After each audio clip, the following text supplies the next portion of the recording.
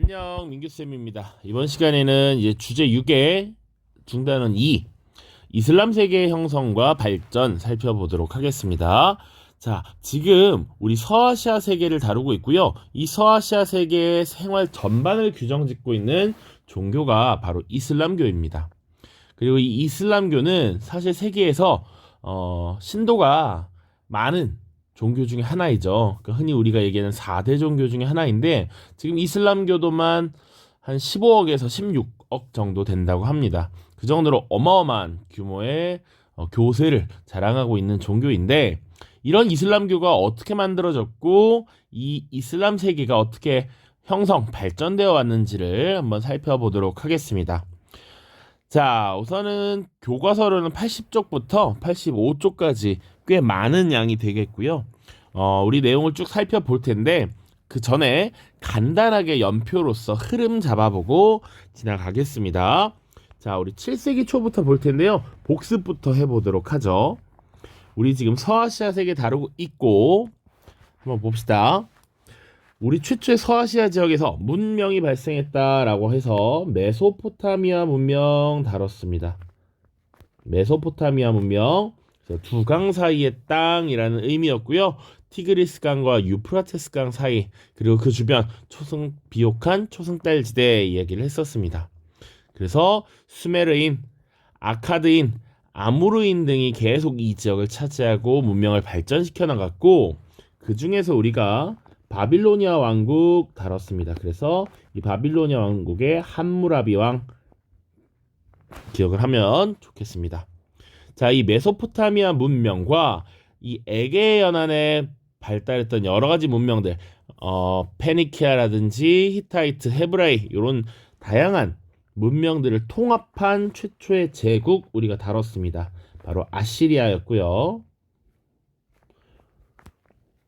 이 아시리아는 피정복민에 대해 강압적인 통치를 해서 오래가지 못하고 결국 분열되었습니다. 자, 이 분열기가 잠시 나타나고 그리고 이 분열기를 통일한 것이 바로 아케메네스 왕조 페르시아였습니다. 편의상 이렇게만 간략하게 쓰도록 하겠습니다. 자, 이 아케메네스 왕조 페르시아는 앞선 아시리아의 강압적 통치가 결국 오래가지 못하고 제국이 붕괴되는 걸 봤어. 관용적 통치라고 하는 특징 기억해야 되고요.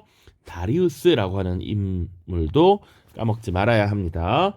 자, 이후에 이 아케메네스 왕조 페르시아는 그리스와의 전쟁을 통해서 쇠퇴하고요. 결국은 알렉산드로스 제국에 의해서 무너지게 되죠. 자, 이 알렉산드로스 제국이 무너지고 그 뒤를 이어서 서아시아 세계를 장악했던 국가가 바로 파르티아였습니다. 파르티아. 자, 그리고 이 파르티아의 뒤를 이어서 다시 아케메네스 왕조 페르시아의 부흥을 내걸고 등장한 국가 사산왕조 페르시아 있었다. 이렇게 쭉 보는 겁니다. 이 사산왕조 페르시아가 무너진 게 651년이거든. 그래서 7세기까지 이렇게 보면 됩니다. 자, 그리고 마지막으로 기억해야 될 부분, 사산왕조 페르시아 다루고 이때 당시 사산왕조 페르시아와 이 지역에 패권을 두고 다투었던 국가가 유럽의 비잔티움 제국이라고 하는 게 있었다라는 것을 염두에 두고서 이제 시작을 하도록 하겠습니다. 자, 그래서 7세기 초에는요, 대략 601년부터 700년까지 시기지. 이 7세기 초에는 이 사산왕조 페르시아와 비잔티움의 경쟁, 대결이 본격화되면서 사실은 기존의 동서 교역로가 아시아와 유럽을 잇는 이 교역로가 막히게 됩니다. 그 과정에서 지금 해상 교역로가 새롭게 등장하게 되고요. 당시에 메카와 메디나라고 하는 아라비아 반도 서쪽 지역의 도시들이 발달하게 됩니다. 자, 이때 메카의 상인이었던 무함마드라고 하는 인물이 이슬람교를 창시하게 되는 것이죠. 자, 이 이슬람교는요, 신 앞에서 모두 평등하다라고 하는 것, 이런 것들을 강조했고요. 당시 빈부격차가 심화되고 부족한 전쟁이 많았던 이 상황을 타개하기 위해, 그리고 내 삶이 바뀌겠지라고 하는 믿음을 주었고, 이 이슬람교가 크게 성장을 합니다. 이슬람교가 창시되고요, 무함마드가 이 아라비아 반도를 통일하는 이런 모습이 나타나.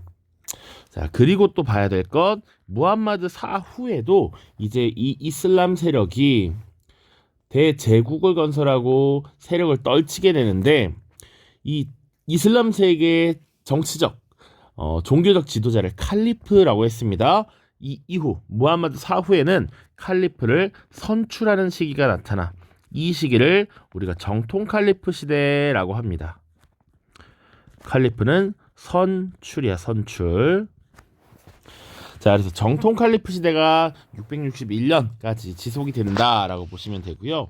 그 이후에 4대 칼리프였던 시아 알리, 무함마드의 일족이거든. 시아 알리가 암살을 당하는, 의문의 죽음을 맞게 되는데, 그 이후에 이제 이슬람 세력이 분화하게 됩니다. 그래서 시아파, 수니파 들어본 적이 있을 거예요. 이제 분리가 되고요. 당시 시리아 지역의 총독이었던 무야위야가 우마이야 왕조를 창시하고, 이제 왕조라는 호칭이 붙었다는 건 이 칼리프직을 세습했다라는 겁니다. 세습, 칼리프 세습. 자, 그래서 우마이야 왕조가 엄청나게 세력을 확대하면서 사실은 북부 아프리카와 이베리아 반도까지 영역을 확대해 영토 확장이 어마어마하게 늘어나게 되고요. 그래서 이베리아 반도를 넘어서 유럽 지역으로까지 확대되는데, 그때 이제 유럽 세력과의 전쟁이 벌어집니다. 그 전쟁, 투르푸아티의 전투 같이 하나 기억을 해두면 더 좋을 것 같아요. 자, 그런데 이 우마이야 왕조는 아랍인을 우선으로 하는, 아랍인에게 특권을 부여하는 아랍인 우월주의를 채택했고요. 이것은 비아랍인에게 반발을 샀다. 자, 그리고 이 우마이야 왕조는 아까 이슬람이 분화됐다라고 했는데, 시아파와 수니파 중에서 기본적으로 수니파 왕조였습니다. 그래서 이 우마이야 왕조에 반대하는 세력들, 그리고 일부 시아파 세력들이 힘을 합쳐서 이들을 무너뜨리고 새롭게 국가를 형성시킵니다. 그것이 바로 아바스 왕조입니다. 이 아바스 왕조는 우리가 중국 당나라 역사를 다룰 때 한번 언급했던 적이 있죠. 당나라와의 탈라스 전투, 그 국가가 아바스 왕조야. 그래서 비아랍인과 시아파의 도움을 받아서 건국했고요. 그러나 시아파의 도움을 받았지만 여전히 수니파 왕조입니다. 자, 그래서 이 서아시아 세계를 아바스 왕조가 갖게 되는데, 이 와중에 사실은 아바스 왕조가 쭉 서아시아 세계를 지배하는 와중에 여러 왕조가 추가로 성립됩니다. 그러니까 우마이야 왕조의 일족이 서아시아 지역을 떠나서 우마이야 왕조의 세력이 뻗쳤던 이베리아 반도까지 넘어가. 그래서 세운 왕조가 후 우마이야 왕조라고 하는 게 있고요.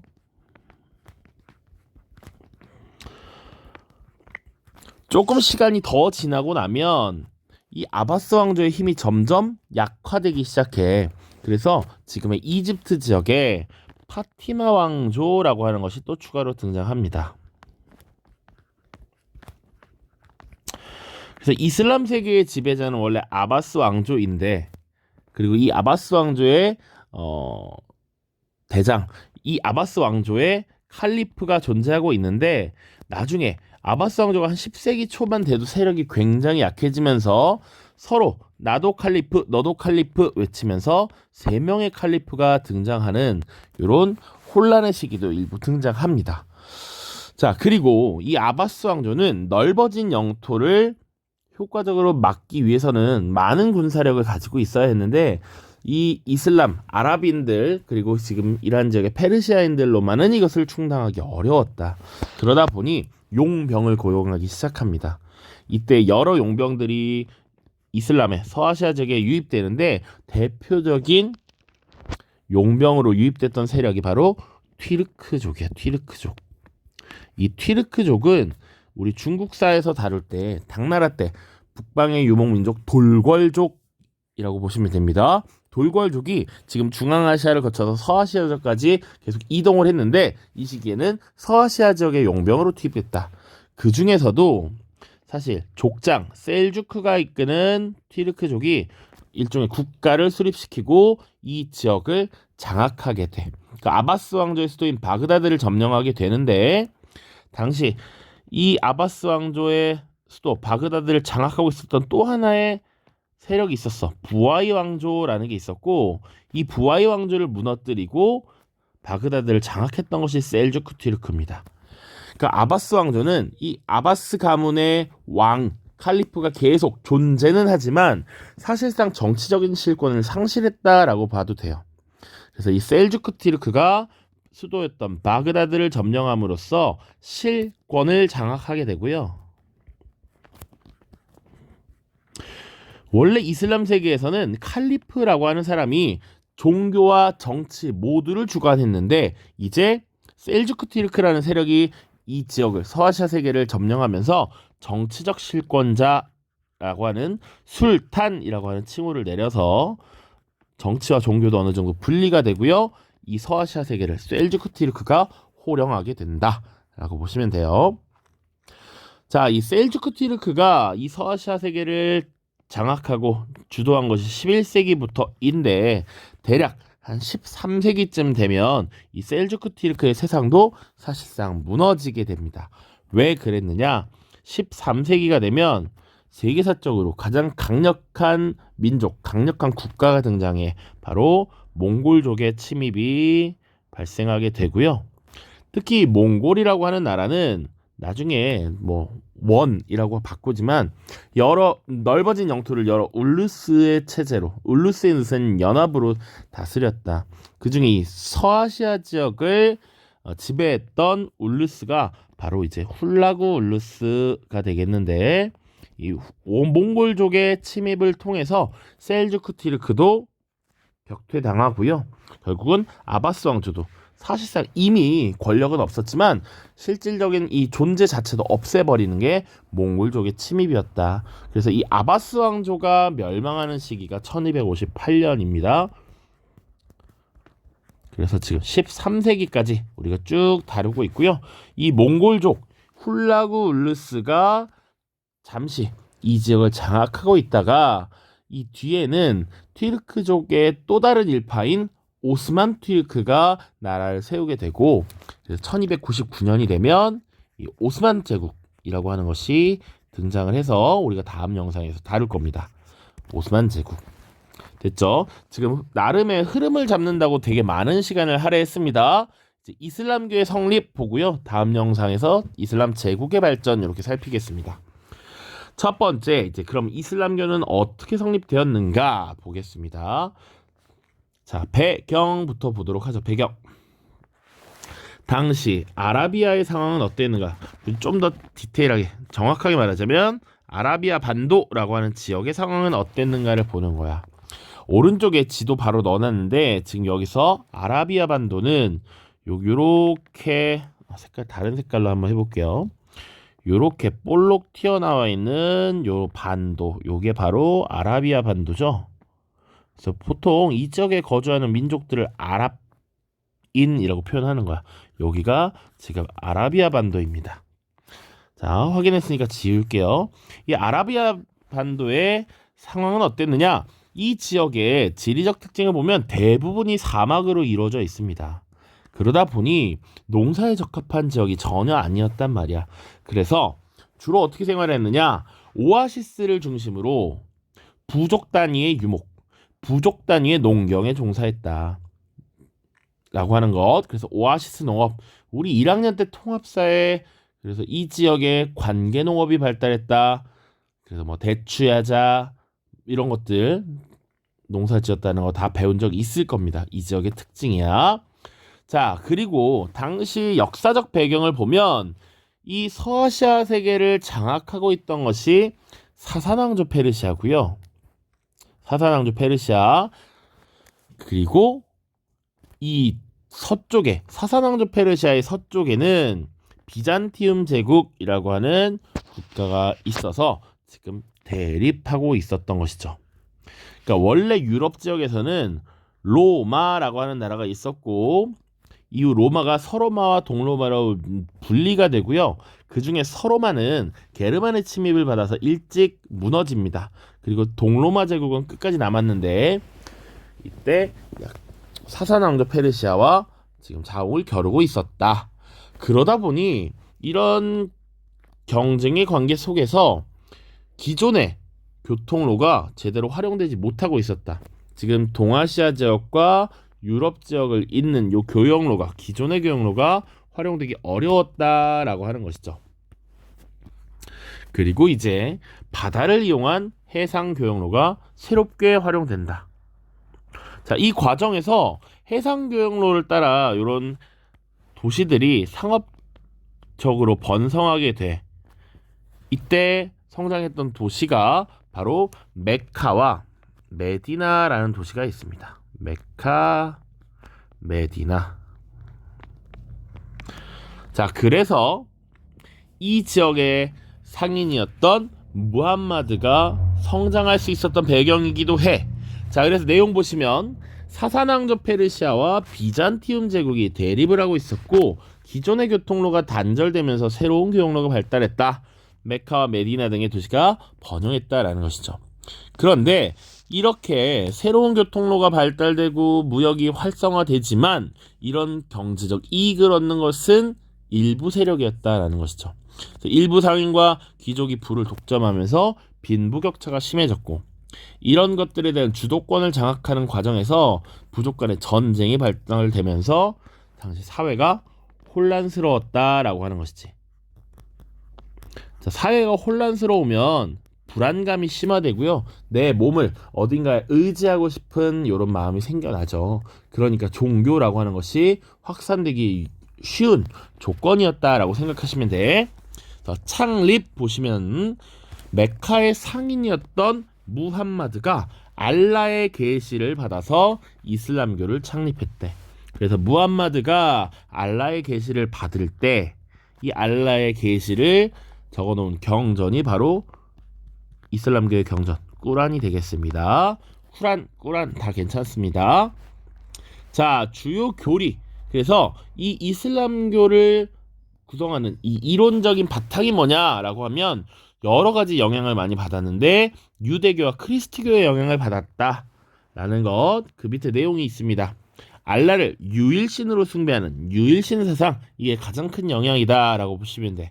그래서 다신교를 숭배하거나 우상 숭배하는 것을 배격했다. 이 우상 숭배에 대한 배격이 뒤에 아라베스크 문이라고 하는 것이 발달하는 하나의 배경이 됩니다. 요거 읽기 자료를 나중에 읽어보면 될 것 같아요.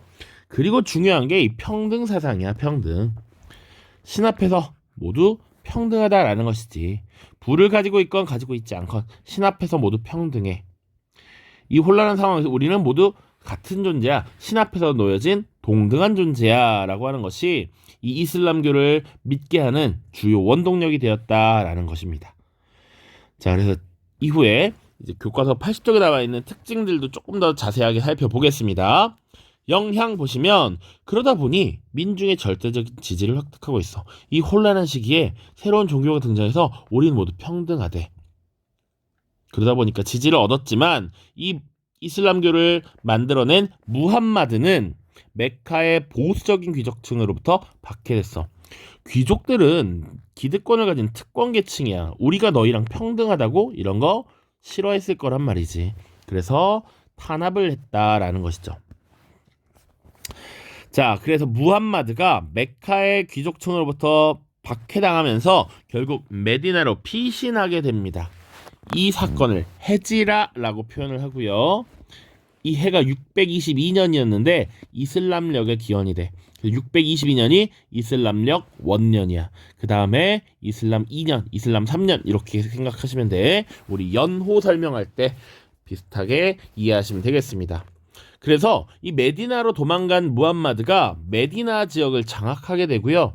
이슬람교를 포교하면서 이슬람교도들을 늘려나 자신의 세력을 확장하고 다시 메카를 점령하고요. 심지어는 이 아라비아 반도 전체를 통일하는 영토 확장을 이루게 된다라고 보시면 되겠습니다.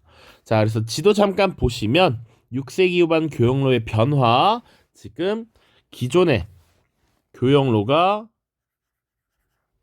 새로운 교통로로 대체되면서 지금 메카와 메디나라고 하는 도시가 발달했다라는 것, 그리고 이 메카에서 메디나로 무함마드가 도망간 요 사건을 헤지라라고 표현한다.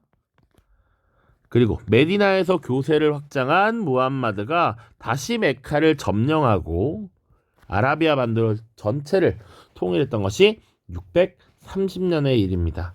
밑에 지도도 잠깐만 볼게요. 그래서 무함마드 시대의 정복지라고 해서 이 메카 메디나라는 도시가 이렇게 있고요. 아라비아 반도를 통일했던 것, 이게 무함마드 시기다.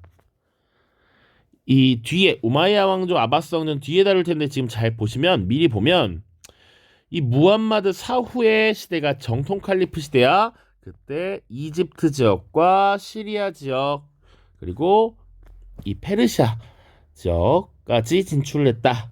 그 뒤에 우마이야 왕조 때가 되면 더욱 진출해서 아프리카 북부 전역을 장악하고요. 지브롤터 해협을 넘어서 지금 이베리아 반도까지 진출하고 있고, 또 동쪽으로는 인더스강까지 진출을 하고 있는 모습이 보입니다. 알겠죠? 자, 그래서 이슬람 제국의 성립 형성은 조금 이따가 다음 영상에서 다루고요. 교과서 내용 잠깐 보겠습니다. 교과서 80쪽이고요. 이슬람교의 특징 이렇게 나와 있습니다. 유일신 알라라고 하는 첫 번째 부분이야. 알라는 모세에게 성서를 주고 마리아의 아들 예수에게 권능을 내려서 성령으로 그를 보호하였다. 우리는 알라를 믿고 우리에게 계시된 것과 아브라함과 이스마엘과 이삭과 야곱과 모세와 예수 예언자들이 계시받은 것들을 믿는다. 그 누구도 구별하지 아니하며 알라만을 믿는다. 꾸란에 나와 있는 이야기입니다. 두 번째, 이슬람교와 일상. 자, 단순한 신앙이 아니라 생활 양식 그 자체다. 그래서 꾸란에는 기본 교리인 육신 6가지 믿어야 될 것과 5행이 명시되어 있습니다. 육신은 알라, 천사, 성서, 사도, 최후의 심판일, 정명을 믿어야 된다는 것이고, 5행은 신앙 고백, 예배, 라마단 기간의 단식, 희사라고 하는 가난한 사람들을 구제하기 위한 일종의 세금이라고 보시면 됩니다. 그리고 성지 순례를 실천해야 된다. 그래서 이 메카라고 하는 이슬람의 성지에 지금 카바 신전이라는 게 있습니다. 그래서 이슬람 교도라면, 그리고 경제적 여건이 나쁘지 않다면 인생에서 한 번쯤 방문해야 한다라고 되어 있습니다. 자, 왼쪽에 꾸란 보세요. 꾸란. 알라가 무함마드에게 내린 계시를 기록한 이슬람교 경전으로 아랍어로 된 쿠란만 인정하였다. 현재 다양한 언어로 번역되고는 있지만 이는 꾸란에 대한 주석서, 해설서로만 여긴다라는 겁니다. 그래서 요 쿠란과 관련해서 이 이슬람의 문화를 다룰 때 아랍어라고 하는 공용어를 사용하게 되었다라고 하는 공통적 특징이야. 왜? 이 꾸란을 이해하고 공부하기 위해서는 아랍어로 된 꾸란만 인정하니까 이것을 한번 제대로 봐야 되는 것이죠. 됐죠? 또 하나만, 꾸란 말고도 하디스라고 하는 것이 있습니다. 하디스, 이것은 무함마드의 예언록이라고 보시면 돼. 무함마드의 언행, 무함마드의 예언을 정리한 것이다. 이렇게 기억을 하시면 되겠습니다. 잠시 교재 뒤쪽 보고 마무리 짓겠습니다. 자, 교재 53쪽 뒤쪽이고요. 이슬람교의 특징, 요거 우리 교과서에서도 봤지만 한번 쭉 보시면 될 것 같습니다. 그래서 읽어보시고요. 뭐 우상의 배격, 유일신 사상 이런 것들입니다. 오른쪽에 육신과 오행 이런 거 나와 있는데, 특히 오행은 쌤이 일부러 이 아랍어식 표현으로 이렇게 적어놨습니다. 오행의 내용이 무엇인지 찾아서 조사를 해보십시오. 이 부분 포트폴리오에 반영합니다. 그리고 아라베스크 무늬 잠깐 보면 우리 문화 파트에서 다시 다룰 텐데, 요런 것들이야. 요런 것들. 당시에 이 이슬람은 성상이라고 하는 거, 이제 성스러운 조각상 이런 거야. 우리 교회 가면 천주교 성당 가면 성모 마리아가 새겨져 있는 이런 거 있죠? 그런 걸 만드는 것 자체가 우상이다라고 해서 이 아라베스크 무늬라고 하는 것을 만들었습니다. 읽어볼게요. 이슬람에서는 동물이나 사람의 형상을 그리거나 조각하는 것을 우상 숭배로 여긴다. 이 때문에 쿠란의 구절과 꽃이나 풀, 나무 모양을 기하학적으로 접목하여 반복과 대칭형으로 디자인하는데 이를 아라베스크라고 한다. 아라베스크는 건축, 카페트, 세공, 일상생활의 장식에서 기본적인 문양으로 사용되고요.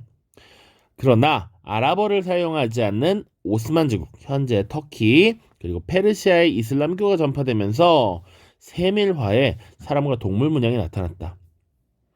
자, 그러나 세밀화에도 우상숭배의 위험성 때문에 원근법을 피하고 주로 계몽적인 내용이나 역사적 사실 등을 표현하는 경우가 많습니다. 어쨌거나 지금 이슬람에선 성상이라고 하는 것을 만드는 것 자체도 우상숭배로 간주되었기 때문에 이런 기하학적 무늬인 아라베스크 무늬가 발달하였다 보시면 되겠습니다. 자, 다음 영상에서는 이슬람 제국의 발전, 그래서 정통 칼리프 시대부터 아바스 왕조 때까지 쭉 살펴보겠습니다. 고생 많았습니다. 안녕.